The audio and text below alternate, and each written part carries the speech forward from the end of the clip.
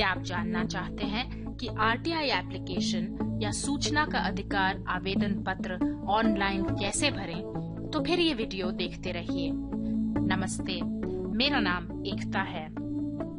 अगर आप जानना चाहते हैं कि आरटीआई क्या है और उसका क्या फायदा है, तो हमारा पिछला वीडियो जरूर देख लीजिए।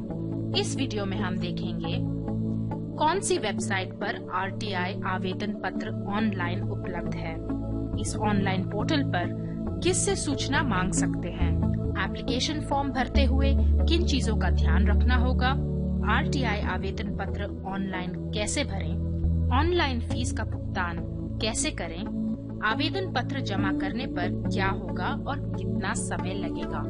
जैसे कि हमने पिछले वीडियो में ही बोला था, ऐसी जानकारी मांगिए जिसमें फैक्ट्स हों, तथ्य हों, किसी की राय या ओपिनियन मत मांगिए। इस आरटीआई पोर्टल में केवल सेंट्रल गवर्नमेंट या केंद्रीय सरकार के विभाग से संबंधित जानकारी ही मांगिए।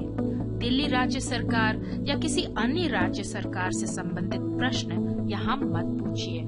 चलिए केंद्र सरकार की आरटीआई एप्लीकेशन ऑनलाइन भरते हैं। सबसे पहले ब्राउजर में ऊपर टाइप कीजिए rti.online.gov.in।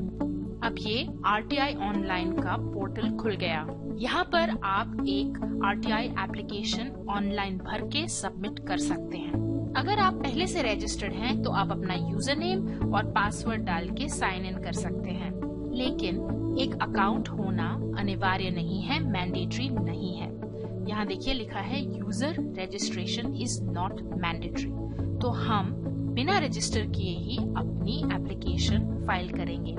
यहाँ देखिए सबमिट रिक्वेस्ट का बटन है, उस पर क्लिक कीजिए। अब एक नया पेज खुल गया। इस पेज में गाइडलाइंस फॉर यूज आ गई हैं, यानी कि यहाँ पर दिशा निर्देश है। आप इन्हें ध्यान से पढ़ लीजिए और जब आप इन्हें पढ़ लें तो नीचे ये एक लाल रंग में लिखा है I have read and understood the above guidelines। इस डब्बे पर क्लिक कर दीजिए और फिर सबमिट के बटन पर क्लिक कर दीजिए। अब ये ऑनलाइन आरटीआई रिक्वेस्ट फॉर्म खुल गया। यहाँ पर आप अपनी एप्लीकेशन ऑनलाइन सबमिट कर सकते हैं। चलिए एक एप्लीकेशन सबमिट करते हैं। जो भी फील्ड्स इस लाल रंग के एस्ट्रिक्स के साथ मार्क्ड हैं, वो आपको भरनी पड़ेंगी। वो मैंडेटरी फील्ड्स हैं या अनिवार्य फील्ड्स हैं। अगर आप उन्हें खाली छोड़ेंगे तो आप आगे नहीं बढ़ पाएंगे। चलिए यहाँ पर अपनी एक मिनिस्ट्री सिलेक्ट कर लेते हैं। Central government ministry. मुझे सवाल पूछना है मिनिस्ट्री ऑफ टूरिज्म से, तो चलिए मिनिस्ट्री ऑफ टूरिज्म सिलेक्ट कर लेते हैं और फिर यहाँ पर पर्सनल डिटेल्स दे देते हैं। यहाँ पर मैं अपना नाम लिख देती हूँ और फिर जेंडर सिलेक्ट कर लीजिए और फिर अपना यहाँ पर एड्रेस लिख लीजिए और अपना शहर लिख दीजिए। अब फिर यहाँ पर अपना पिन कोड। अब अपनी कंट्री सिलेक्ट कर लीजिए। अगर आप इंडिया में रहते हैं तो बाय डिफॉल्ट ये बटन सिलेक्ट रहेगा, लेकिन अगर आप किसी और देश में रहते हैं और भारतीय नागरिक हैं तो आप अदर पर सिलेक्ट करके अपने देश का नाम यहाँ पर नीचे भर सकते हैं। तो हम फिलहाल इसे इंडिया ही रखते हैं और फिर ये स्टेट सिलेक्ट कर लेते हैं। दिल्ली सिलेक्ट कर लिया। अब आपसे पूछा जा रहा है कि क्या आप ग्रामीण इलाके में रहते हैं या आप शहरी इलाके में रहते हैं, तो हम अर्बन सिलेक्ट कर देते हैं, यानी कि शहरी इलाका। फिर आपसे आपकी एजुकेशन पूछी जा रही है, तो यहाँ पर मैं लिटरेट या साक्षर सिलेक्ट कर लेती हूँ। जैसे ही मैंने सिलेक्ट किया, नीचे कुछ ऑप्शंस आ गई और आप यहाँ पर भर सकते हैं कि आपने कहाँ तक पढ़ाई करी है। तो मैं अबव ग्रेजुएट पर सिलेक्ट कर देती हूँ, लेकिन आप अपने हिसाब से इस फॉर्म को भरिए। फोन नंबर में आप चाहें तो यहाँ पर अपना फोन नंबर भर सकते हैं और अपना मोबाइल नंबर भी भर सकते हैं। अगर आपने मोबाइल नंबर यहाँ पर एंटर किया तो आपको एसएमएस अलर्ट द्वारा सूचित किया जाएगा। फिर हम ईमेल आईडी डाल देते हैं। चलिए यहाँ पर हम ईमेल आईडी डाल देते हैं। इस ईमेल आईडी को दोबारा भर देते हैं। फिर आपसे आपकी सिटीजनशिप पूछी जा रही है, क्योंकि सिर्फ भारतीय नागरिक ही आरटीआई एप्लीकेशन फॉर्म भर सकते हैं। तो यहाँ पर हम इंडियन ही रहने देते हैं। और आपसे पूछा जा रहा है कि क्या आप गरीबी की रेखा से नीचे रहते हैं, तो हम यहाँ पर नो सिलेक्ट कर देते हैं। अगर आप गरीबी की रेखा से नीचे रहते हैं तो आप यस सिलेक्ट करेंगे और आपको यहाँ पर एक फॉर्म अटैच करना पड़ेगा। आपको प्रूफ देना पड़ेगा कि आप बिलो पॉवर्टी लाइन रहते हैं, इसलिए हम इसे फिलहाल नो सिलेक्ट कर देते हैं।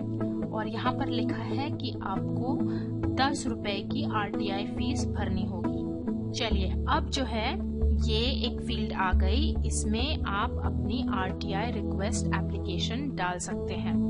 आपका जो सवाल है आप यहाँ पर टाइप कर सकते हैं, प्रोवाइडेड वो 3000 अक्षरों से कम हो। मैंने पहले से अपना सवाल यहाँ पर वर्ड में टाइप किया हुआ है, तो मैं उसे कॉपी कर देती हूँ और यहाँ पर वापस फॉर्म पे जाते हैं और मैं उसे पेस्ट कर देती हूँ। अगर आप चाहें तो यहाँ पर कोई सपोर्टिंग डॉक्यूमेंट अपलोड कर सकते हैं एक चूज फाइल के बटन पर क्लिक करके। अक्सर जब 3000 कैरेक्टर्स में लोगों के सवाल पूरे नहीं होते तो वो यहाँ पर अटैचमेंट डाल के और सवाल पूछ लेते हैं। अब ये लास्ट फील्ड आ गई, इसमें मुझे ये कैप्चा भरना होगा। यहाँ पर ये सिक्योरिटी कोड है, तो हम इसे भर देते हैं और फिर ये आखिरी जो है बटन है, यहाँ पर लिखा है मेक पेमेंट, तो मैं मेक पेमेंट के बटन पर क्लिक कर देती हूँ। अब एक नया पेज खुल गया। अब आप यहाँ पर फीस भर सकते हैं RTI की।